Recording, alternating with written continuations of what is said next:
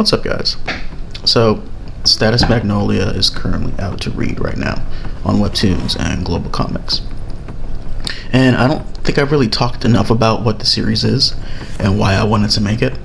So, just to give some context, the story is primarily about a bounty hunter named Aridel Hathor, who is tasked with hunting down a serial killer who has begun assassinating leaders in the company that she works for.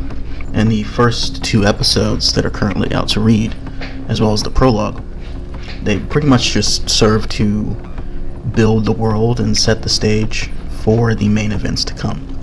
And in those beginning chapters, you learn a lot about Aridel and her personality and how she, handles complex situations, or how she handles conflict, where her moral compass is.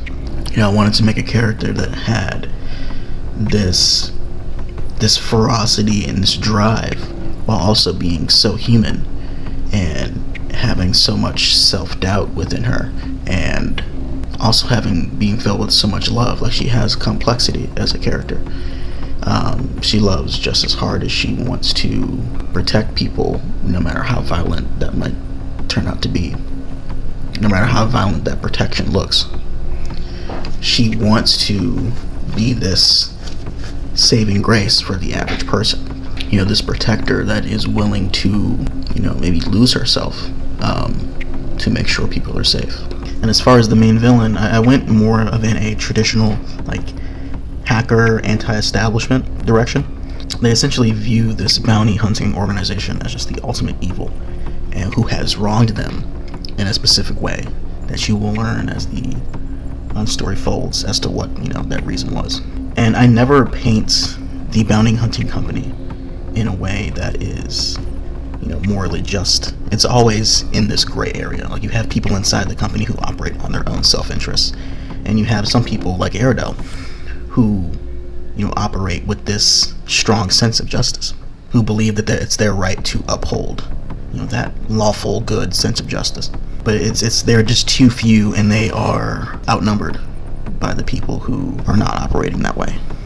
And that's where the serial killer comes in, to try to kind of clean house and eliminate the corruption within inside the company. And that hatred for the company, which is called the Matilda Company, is not just felt by the serial killer, it's also felt by other communities in the story. So those communities view the serial killer as kind of a hero to them. They feel like they're being saved, or like someone's finally serving their interest by getting rid of this organization. Making this webcomic gives me an outlet to explore the cyberpunk genre in new ways. And I've always been a fan of cyberpunk stories, and I ate up whatever I got my hands on to try to study the genre. And I especially want to implement the body horror aspects of cyberpunk, because I feel like that aspect of the genre has kind of been forgotten. Like, the horror aspects of the cyberpunk genre, I feel like is so fascinating, and it's something I definitely want to explore.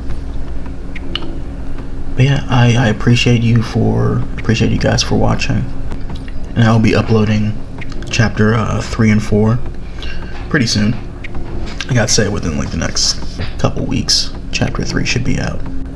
But I will see y'all later.